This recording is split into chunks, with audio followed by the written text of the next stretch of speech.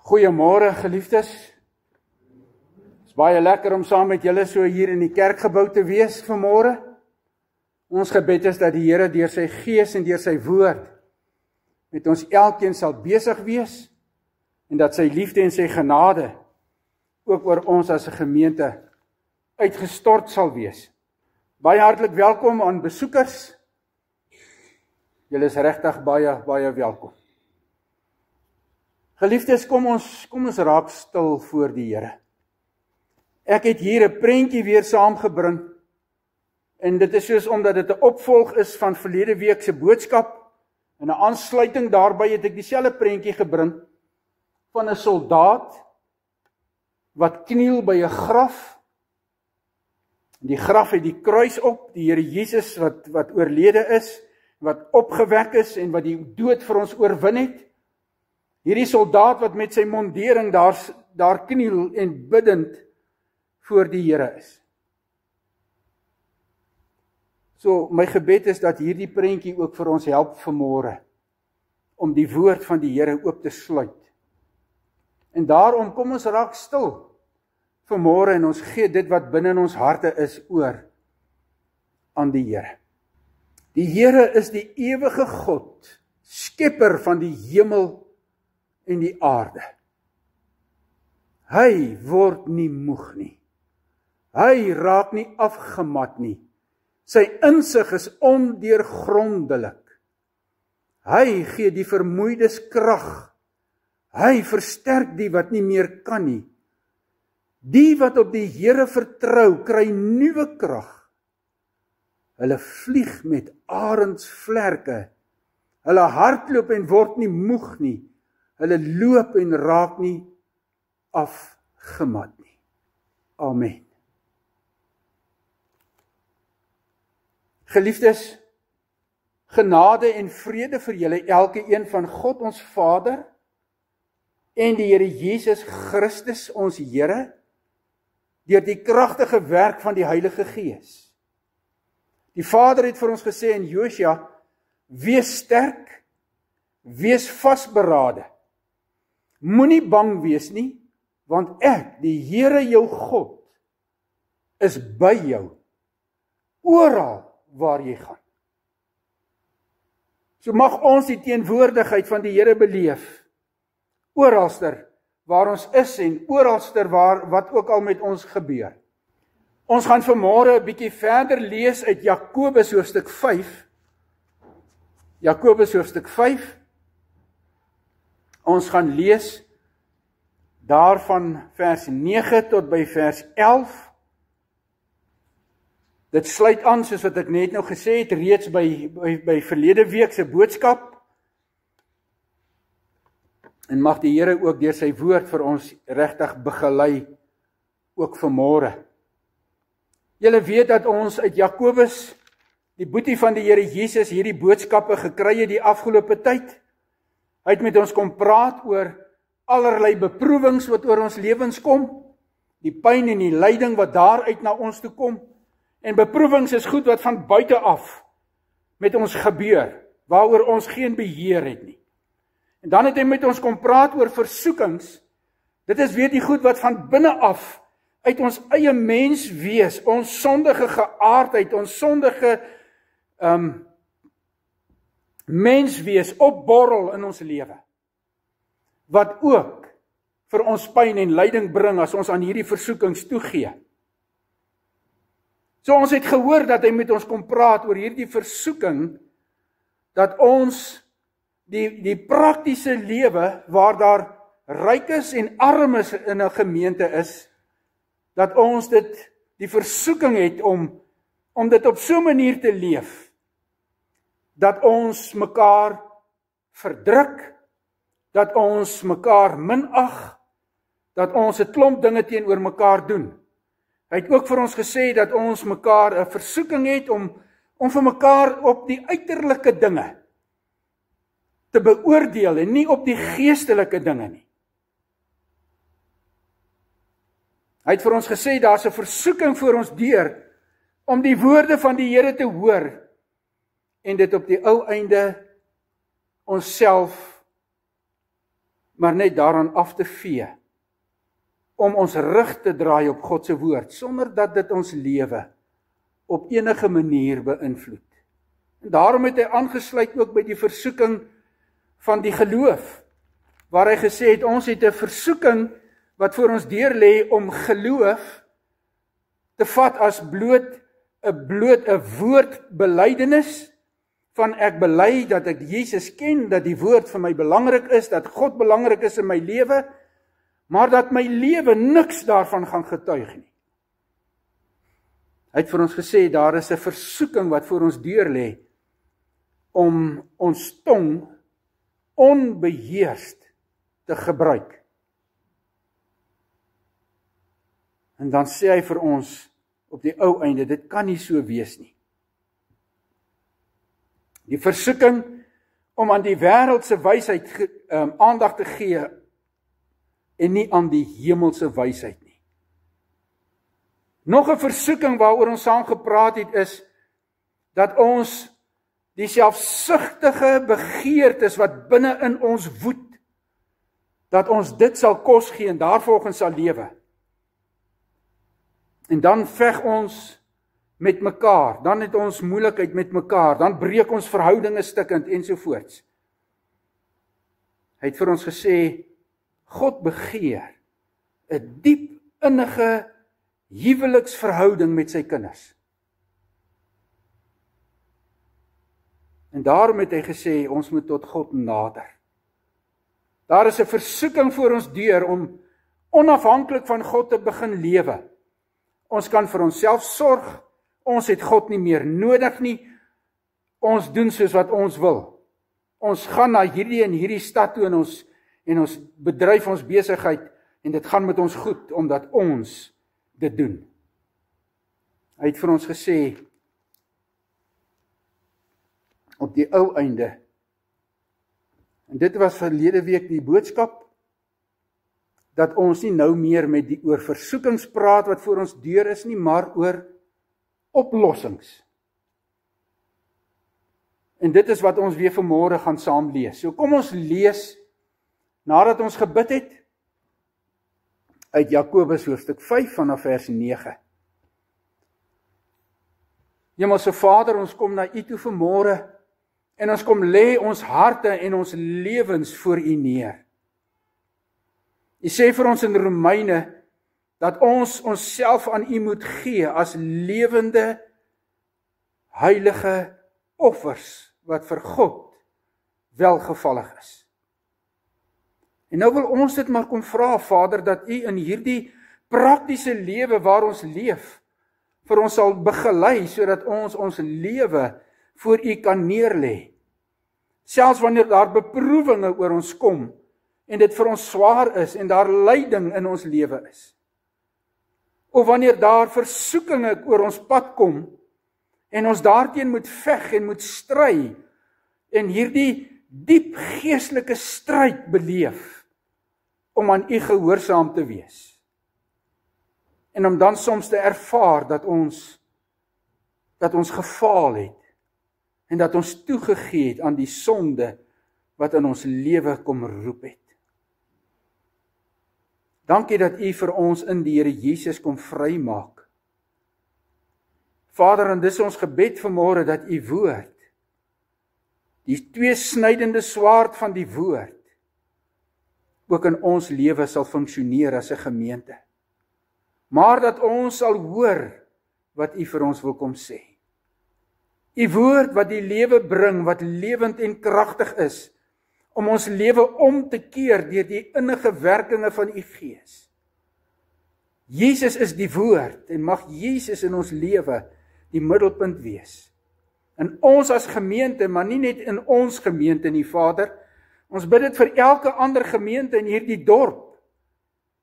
Ons bid dit dat U ook in hierdie gemeenskap verheerlik sal word, en dat mense nader na U toe sal kom, en ernstig by een van hierdie gemeentes sal inskakel, om te groei in hulle geestelike lewe. Kom deur die Gees en deur die woord, en kom praat met ons. Ons sê vir U dankie dat dat hulle wat geopereer is, dat dit met hulle goed gaan. Dankie dat U steeds in die herstelproses saam met hulle is. Vader, en vir hulle wat siek geword het en probleme het in die liggaam of in die gees, op grond van dit wat met hulle gebeur of met ander omstandighede en beproewinge en versoekinge wat op ons pad kom, bid ons dat U deur die Gees vir ons insig en wysheid en genade sal gee, sodat ons U kan verheerlik. Dankie daarvoor. Ons eer U vanmôre vir U woord. Kom praat U met ons asseblief. Amen.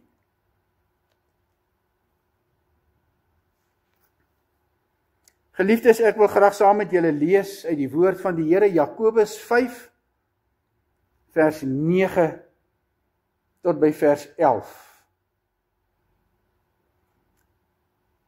Moenie oor mekaar kla nie, broers, sodat julle nie veroordeel word nie. Die regter staan al by die deur. Broers, neem die profete wat in die naam van die Here gepraat het as voorbeelde van lyding en geduld. Ons noem hulle geseënd, omdat hulle volhard het. Julle het gehoor van die volharding van Job, en julle het gesien waarop die Here dit laat uitloop het. Die Here is immers ryk aan barmhartigheid en ontferming. Ek wil net hierdie paar verse saam met julle lees vanmôre. So geliefdes, ons is steeds by hierdie prentjie van die soldaat met sy uniform en sy mondering, maar dan ook sy biddende afhanklikheid van die Here. En daarom, as ons met mekaar die woord deel vanmôre, dan gaan dit oor hierdie tema, beproewings en versoekings, 'n oorwinningsstrategie. Beproewings en versoekings, 'n oorwinningsstrategie. Met ander woorde, ons het vir mekaar gesê, beproewings en versoekings is deel van ons daaglikse lewe. Ons kan nie daarvan af wegkom nie. Dit is hoe hierdie lewe is. Dit is die dinge wat met ons gebeur en die dinge wat voor ons deur gelê word. So ons het vir mekaar gesê en gevra, hoe kry ek oorwinning hieroor? En vanuit Jakobus kom hierdie antwoord vanaf vers 7 tot 20. En ons het nou maar vers 7 tot 8 gedoen laasweek en nou is dit 9 tot 11. Waarin hy vir ons sê, ontwikkel en beoefen 'n sinvolle oorwinningsstrategie. So dit beteken ek en jy moet ernstig voor die Here kom staan. Ons moet in ons lewe stil word, sodat ons op die ou einde vir onsself kan sê, wat is my planne wanneer daar beproewings oor my lewe kom? Wat is my planne wanneer my vlees, my sondige geaardheid of die Satan en die bose en die wêreld versoekinge voor my deur kom lê? Hoe maak ek myself gereed? En ek het verlede week vir u gesê, dit is soos wanneer 'n mens in die weermag is en dan wanneer jy daar 'n gevegskamer het, beplanningskamer het of 'n opskamer, soos wat ons dit in kortliks genoem het, toe ek in die weermag was. Dis 'n plek waar 'n mens stil word, wysheid soek, waar jy jou vyand leer ken en waar jy inligting bymekaar gemaak het en waar jy die beplanning begin doen en waar jy jouself voorberei en waar jy jouself oefen. Ag, ek kan baie daaroor praat, maar ek wil nie graag oor die praktiese, oor hierdie ding baie praat nie, want ek wil graag by die woord uitkom. Die eerste beginsel wat Jakobus vir ons gegee het in hierdie strategie is Jakobus 5 vers 7 tot 8. En sy opdrag was, wag of wees geduldig wanneer jy in beproewings is en wanneer daar versoekings op jou pad kom, en wag soos 'n boer wat wag op die oes, wat wag op die vroeë en die late reën. So dit is 'n wagtyd waarin ek en jy saam met die Here wag en gereed word, sodat ons beproewinge en dinge kan hanteer in ons lewe. Ook terwyl dit met ons plaasvind. En ek wil nou nie laasweek se preek weer oorpreek nie. Daarom beweeg ek oor na die tweede beginsel van Jakobus se oorwinningsstrategie.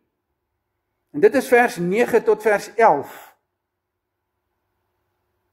En dit is vir my ongelooflik interessant, broers en susters, en ek moes myself bietjie mooi bedink, hoe om hierdie woord met julle te deel vanmôre.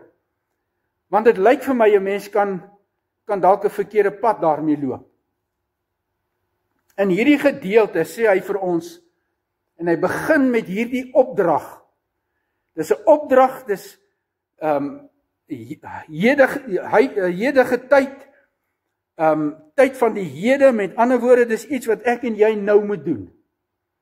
Hy sê vir ons, moenie sug en mor en kreun en kla nie. Nou weet ek nie, wat beleef jy in jou hart as jy hierdie woord hoor nie. Moenie mor en sug en kreun en steun en kla nie. Sien geliefdes, want hierdie woord wat ons hier praat, of in hierdie gedeelte kom, wanneer ons dit lees, dan sê hy bloot, die vertaling sê, moenie mekaar teenoor mekaar kla nie. Maar vanuit die oorspronklike taal is daar 'n woord wat sê, dit is om uit jou hart uit te sug, of te kreun, of om 'n geluid te maak, omdat jy in 'n diep en 'n moeilike situasie 'n vrag moet dra. So dit is wanneer die beproewinge oor jou kom, of wanneer die versoekinge voor jou deur lê, en dit vir jou pyn en lyding bring. So hy sê, wanneer jy hierdie beproewinge beleef in hierdie lewe, of die versoekinge, moenie steun en kla en mor en te kere gaan nie. En ek het vir my self gevra, ja, dit gaan nogal moeilik wees. Want ons is mos mense wat diep in ons emosies seer het en kla voor die Here.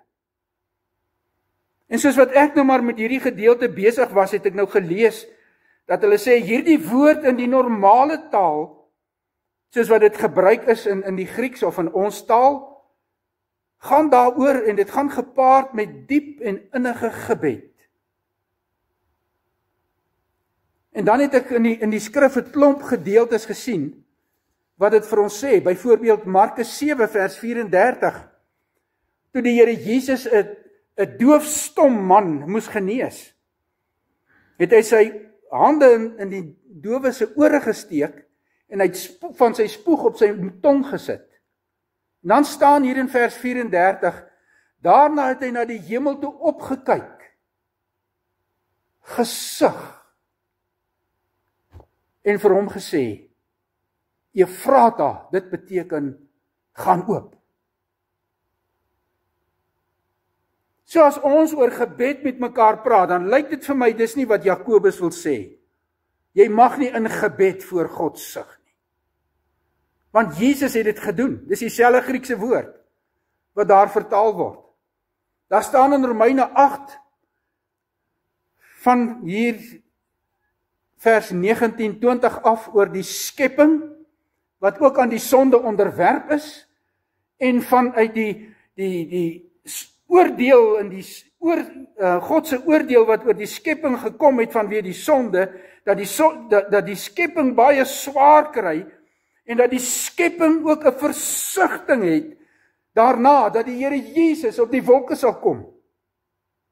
En dan sê dit hier, ons weet dat die hele skepping tot nou toe sug in die pyne en verlang daarna dat ons dat die Here sal bekend maak wie aan hom behoort. Dis dieselfde woord wat gebruik word. So die skepping sug en kreun en mor en kla vanweë die vrag van die sonde wat die skepping moet dra. Smag na verlossing. 2 Korintiërs 5 sê, ons is in 'n tydelike tentwoning. Hy praat van ons lewe as 'n tentwoning. En dit is nie permanent nie. Dan sê hy, ons sug. En ons verlang daarna, dat die woning uit die hemel ons sal oordek. Daarom kan ek nie dink dat Jakobus vir ons sal sê, dat ons nie in gebed of in verlange na God se werking in ons lewe, dat ons nie mag sug as ons daarna verlang, of in gebed mag kreun voor die Here, as ons voor hom lê, of sit of staan nie, of om dan nie te kan sug, en te sê, ag Here. Toe lees ek dat hulle sê, hierdie woord, hierdie Griekse woord, wanneer dit gebruik word soos in hierdie konteks om te sê, moenie sug of kla of kreun teenoor mekaar nie. Dan gaan dit nie daaroor dat ek en jy in gebed voor die Here kom buig nie, maar dan gaan dit daaroor dat hierdie woord dan 'n ander betekenis begin kry. En die betekenis begin kry van julle kla mekaar aan. Julle begin om 'n wrok te bou teenoor mekaar. Julle begin om mekaar te verwyd. En dan maak dit vir my sin in hierdie konteks, dat ek wil sê, Jakobus sê vir ons 'n strategie is, om jou te weerhou daarvan, om ander mense die skuld te gee, vir die beproewinge wat op jou pad kom, of die versoekinge wat voor jou deur kom lê. Sien, ons is geneig om 'n sondebok te soek. Julle ken mos hierdie prinsip, om dit te gaan doen. En ek dink dis wat Jakobus hier kom sê, is dat hy kom sê, moenie mekaar beskuldig nie. Moenie mekaar die probleem maak nie. Ja, ons speel almal sekere rol in beproewinge wat oor ons kom. En baie keer speel ons glad nie eers 'n rol daarin nie. Maar dit kan wees dat iemand anders 'n rol speel daarin. Maar Jakobus sê vir ons, die strategie om te oorwin, beteken dat ek sal sê, ek hanteer dit wat kom, soos ons verlede week vir mekaar gesê het, met 'n geduldige, volhardende houding in my gees, sonder om ander mense die sondebok te gaan maak. Of sonder om iemand anders te vat en te sê, jy is die oorsaak hoekom ek 'n versoeking beleef het en dit uitgeleef het. Hy sê, die rede daarvoor, broers en susters, is dit. Hy sê, sodat jy nie veroordeel word nie. Want die oomblik wanneer ek beproewings en versoekinge vat, en ek gooi dit oor na jou toe, en ek sê, jy is die oorsaak daarvan, dan begin ek om jou te veroordeel. Dan begin ek om jou die skuldige te maak. Dan begin ek om te doen wat die Here Jesus vir ons sê in Matteus 7 vers 1. Julle moet mekaar nie veroordeel nie. Want dan sal jy met dieselfde veroordeling, sal jy veroordeel word. Sien, Jakobus sluit daarby aan. En behalwe dat hy sê, ons moet mekaar nie veroordeel nie, en ons moet waak daarteen, want dan anders sal ek ook veroordeel word. Want hy sê op die ou einde, die regter staan al voor die deur. Die regter staan voor die deur. En die regter is of die Here Jesus Christus, want hy het die opdrag om by sy wederkoms as regter op te tree, of dit gaan oor God wat self, Vader, Seun en Gees, die drie enige God, wat regter is. Hoe dit ook al sy. Dit beteken, wanneer ek sug en kla en mor en kreun deur jou die oorsaak te maak, dan veroordeel ek myself en staan ek voor die oordeel van God. Daarom sê Jakobus, die strategie is, in die heel eerste plek, wanneer goed met jou gebeur, wees geduldig, afwagtend op God, wat dit laat uitspeel, sodat God kan bereik wat in jou lewe moet gebeur. Ten tweede is, moenie teenoor mekaar so optree, dat julle mekaar veroordeel in hierdie proses en verhoudinge stukkend breek nie. En nou kom hy terug, hy gebruik nou weer 2 voorbeelde, en nou ek het nie tyd vir môre weer eens om dit alles met julle te deel nie. Hy gee voorbeelde. Hy praat van profete, wat die voorbeeld is, en dan praat hy later van Job, wat ook as voorbeeld dien. So ek kan een van hierdie 2 goed met julle deel. So as ek nou dink aan die heel eerste voorbeeld wat hy sê van profete, dan sê hy vir ons in Hebreërs 11 vers 37, en hoor nou wat sê hy daar, hy sê gelowiges is met klippe doodgegooi, in stukke gesaag, en hy praat van Jesaja, met die swaard vermoor, hulle het rondgeswerf in skaapvelle en in bokvelle. Hulle het gebrek gelei en is verdruk en is mishandel.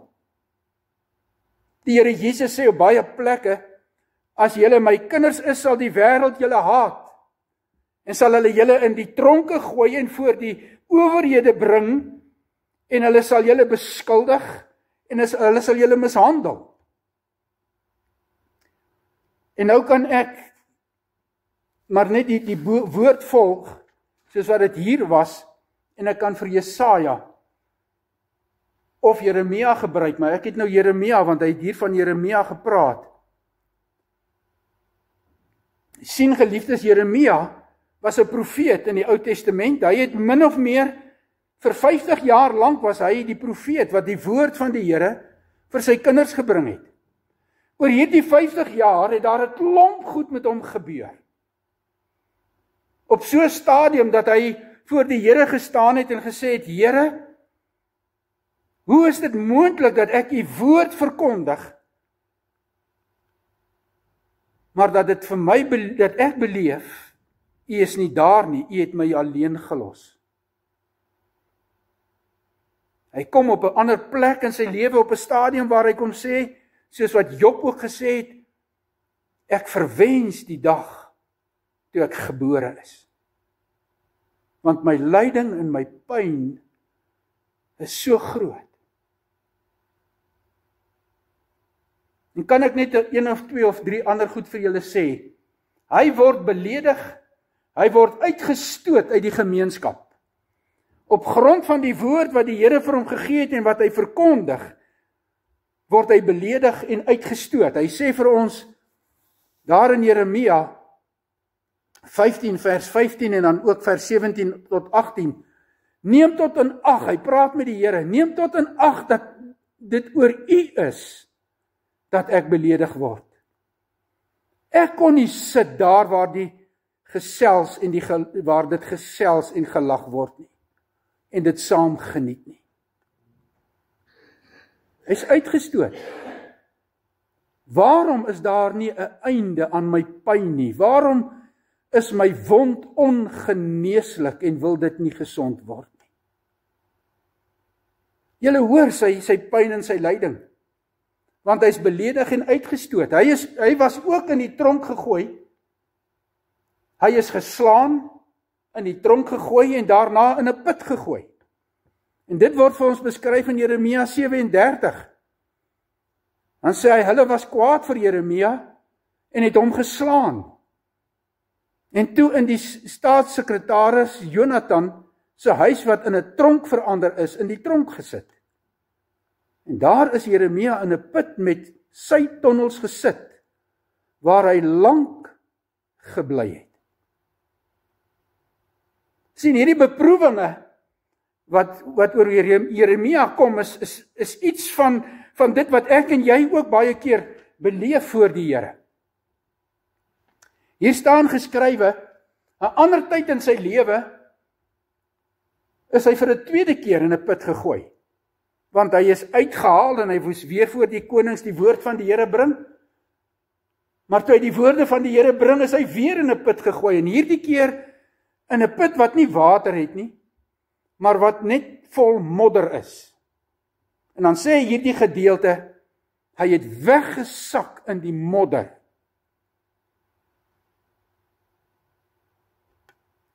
Die koning se amptenaar het vir hom gesê, Jeremia 38, hierdie man moet doodgemaak word. Want hy maak dat soldate wat nog in die stad oor is en die hele volk moedeloos deur word,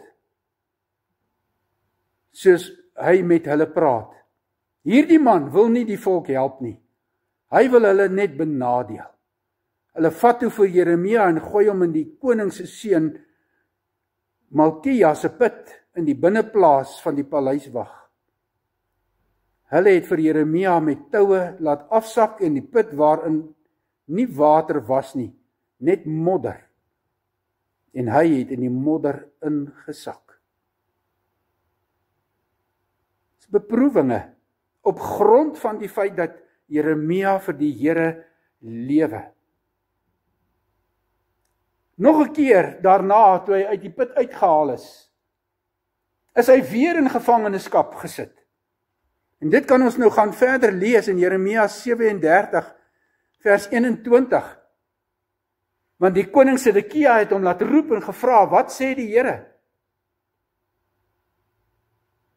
En toe hy vir hom sê, toe sê hulle die volgende woord, koning Sedekia het toe beveel, dat hulle vir Jeremia moet aanhou in die binneplaas van die paleiswag, en elke dag vir hom brood moet gee, uit Bakkerstraat, totdat die stad se brood op was. Jeremia het toe in die binneplaas van die paleis gebly, ingeperk.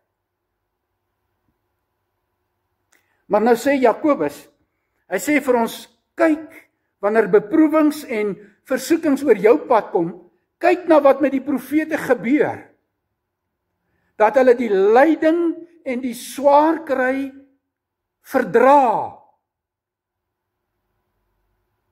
en dat hulle op God wag, soos wat hy gesê het met die eerste strategie wees, wagtend, geduldig op die Here. Maar dan tweedens, moenie sug en kla en mor en mekaar die skuldiges maak nie. En dan het hy hier iets wat hy 'n opsomming eintlik gee. Hy sê, ons noem hulle geseënd, omdat hulle volhard het. Ons noem hulle geseënd, dat die Here se guns en sy goedheid en sy genade oor hulle gekom het, omdat hulle volhard het. En dit sluit aan by wees geduldig soos die profete, maar volhard soos die profete. Byt vas, beur op, kom in gebed voor die Here. Filippense 4 vers 6 tot 8. Maak in alles deur smeekinge en gebed en danksegging jou saak voor die Here bekend. En hy sal vir jou vrede gee. Sien geliefdes, want hier staan geskrywe. En dit is aan die einde van Job was 'n voorbeeld. Nou kan ek nie vir Job ook gebruik vanmôre nie. Hy sê die gevolgtrekking is, God is ryk aan barmhartigheid en ontferming. So hy bemoedig ons om te sê, word sterk, versterk jouself, versterk jou gees, byt vas soos die profete, want God is ryk aan barmhartigheid en ontferming. Barmhartigheid beteken dat ek en jy ontvang dit wat ons nie verdien nie. Ontferming beteken dat ons guns en genade ontvang en deur iemand begenadig word sonder dat ons dit verdien. Hoor net wat sê hy. Wanneer daar beproewinge en versoekinge op jou pad is en jy vas staan en daarteen veg en in pyn en lyding in stryd is, wag op die Here. Soos die boer op vroeg en laat reëns, sodat die oes ten volle tot sy rykdom kan kom. Wees geduldig, volhard soos die profete. Moenie mor en kla teenoor mekaar en mekaar beskuldig nie. Kom buig voor die Here. Hy is ryk in barmhartigheid en ontferming. Geliefdes, julle is die sout vir die aarde. Julle is die lig vir die wêreld. Laat julle lig so voor die mense skyn, dat hulle julle goeie werke kan sien, en julle Vader wat in die hemel is, verheerlik.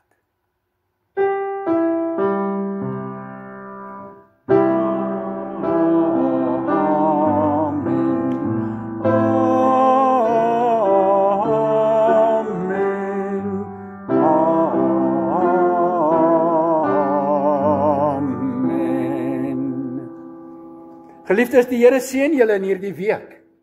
Hy hou julle hande styf vas. Geniet dit.